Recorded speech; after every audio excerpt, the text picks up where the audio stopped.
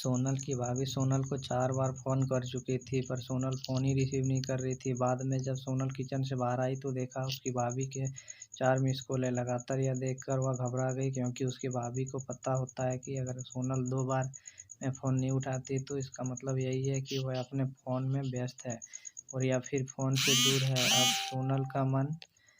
अब सोनल का मन लगातार, क्योंकि घबरा रही थी, भाभी 4 बार फ़ोन लगातार आने से टेंशन हो गई थी, क्योंकि सोनल की मम्मी की तबीयत इन दिनों ठीक नहीं चल रही थी। या 2 दिन से सोनल अपनी मम्मी से मायके के मिलकर आई थी। फिर भी सोनल ने हिम्मत करते हुए अपनी भाभी को फ़ोन लगाया और फ़ोन जैसे ही भाभी ने उठाया तो सोनल को रोते हुए कहा, दीदी मम्मी जी हमें छोड़कर चली गई, रात को अच्छे से सोई थी। सुबह आपके भैया और मैं खूब उठने की कोशिश की, पर वो उठी नहीं। तब डॉक्टर साहब को बुलाया और उन्होंने बताया कि मम्मी जी अब नहीं रही, दीदी आप जल्दी से घर आ जाओ। इतना सुनते ही सोनल की आंखों से आंसू बहने लगे। पापा तो पहले ही उसे छोड़कर जा चुके थे और अब उसका माँ भी नहीं रही। सोनल तो बिल्कुल बेहाल हो चुकी थी।